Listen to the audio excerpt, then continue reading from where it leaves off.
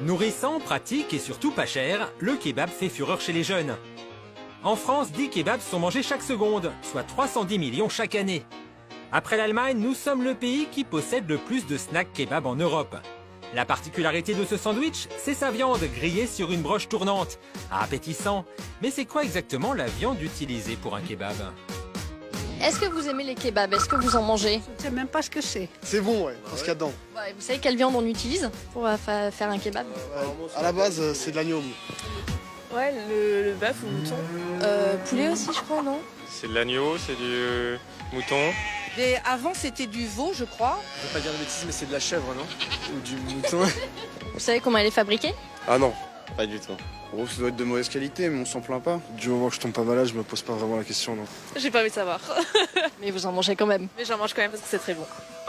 Bon, de la chèvre, on ne pense pas, mais dinde, poulet, agneau ou bœuf, que trouve-t-on dans un kebab? C'est vrai, ça, on aimerait bien savoir ce qu'on mange. Alors, on a fait le tour des restaurants pour leur demander quelle viande on trouvait sur leur broche. Bonjour. Bonjour. Alors, je vais me prendre un kebab, maman, je voulais savoir c'est quoi comme viande? C'est dinde et de... Mélangé? Mélangé, oui. Ah, c'est mélangé? Ouais. Bonjour. C'est quoi comme viande? Alors là, c'est du poulet. Alors, barbecue. Je vais vous prendre un kebab et je voulais savoir c'est quoi comme viande? C'est du veau et de la dinde.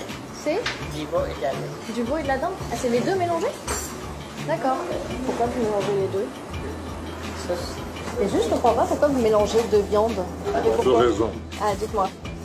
Si c'est que veau, c'est trop gras. Pour balancer, le dinde, c'est le foie gras et un peu sec.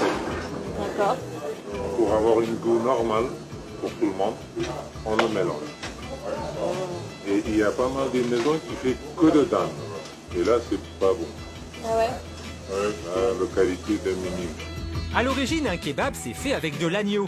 Pourtant, parmi ces snacks pris au hasard, aucun n'en utilise. L'agneau aurait disparu de nos sandwichs. Et c'est pas de l'agneau, normalement, le kebab? Non.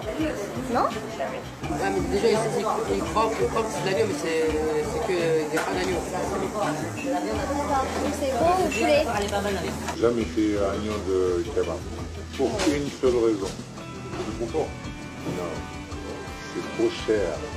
Ah, c'est trop cher. À 5,50, vous imaginez? Trop fort en goût et surtout trop cher, l'agneau a donc été délaissé pour des viandes plus économiques, qui plaisent au plus grand nombre. Des viandes qui proviennent d'origines variées. Et sur ce point, certains restaurateurs sont tout de suite beaucoup moins précis. Elle vient d'où la viande? Celle-là, c'est maison, celle-là, elle est sortie. Dehors de Paris, 80% des kebabs sont surgelés. Viande, c'est boucherie. De la boucherie, elle vient? Ouais, c'est de la bonne viande. Viande fraîche ou surgelée, mélange de différentes viandes. C'est pas qu'on s'inquiète, mais on a voulu en savoir plus. Direction un laboratoire spécialisé dans l'étude alimentaire. On leur a apporté 3 kebabs achetés dans différents restaurants au même prix, 5,50 €. A priori donc, 3 fois le même sandwich. Pourtant, vous allez le voir, les résultats d'un échantillon à l'autre sont particulièrement différents et pour le moins surprenants. Nous avons procédé à des analyses à partir d'une centaine de milligrammes pour chaque viande. Alors le premier échantillon, nous avons ici de la viande tout à fait fraîche, de la viande de veau. Donc là, vous avez quelque chose qui est un produit de qualité. Un kebab vu au microscope, voilà ce que ça donne.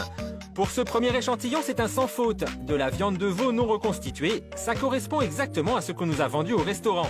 En revanche, mauvais point pour le deuxième échantillon. Vous avez ici une petite anomalie. Déjà, c'est de la viande reconstituée, comme vous le voyez en fait sur cet écran. Nous avons actuellement des taches blanches. Ces taches blanches, en fait, sont la preuve que c'est un amalgame de viande de veau, ainsi que de la reconstitution avec de la dinde. La preuve sur ces images, à gauche un échantillon de dinde non reconstitué, à droite un amalgame de plusieurs viandes. La différence est visible. On y a d'ailleurs rajouté quelques liants qui sont ici pour tenir un peu la viande. C'est un produit de moindre qualité qui est plutôt gras. Pire, selon leurs analyses, il s'agirait de viande congelée, alors qu'au restaurant, on nous avait garanti qu'il s'agissait d'un produit frais. Viande, c'est boucherie. De la boucherie, elle vient? Le kebab numéro 2 est donc pointé du doigt, mais les résultats de l'analyse de nos kebabs réservent d'autres surprises. Ce troisième échantillon, Justine, curieusement est un produit de qualité. Un produit avec de la viande fraîche que vous pouvez manger sans aucun problème. En revanche, là où est l'anomalie, c'est que c'est tout simplement du chat. Comment de la viande de chat a pu terminer dans ce kebab? À ce jour, aucune explication nous a été donnée. Nous avons cherché à joindre par téléphone le fournisseur de restaurant, mais il a refusé de nous répondre. Je sais que pour l'instant, voilà, ils ne communiquent pas trop sur ce genre de choses. En attendant d'obtenir des réponses, notre surprise est totale. De quoi nous couper l'envie de manger un shawarma.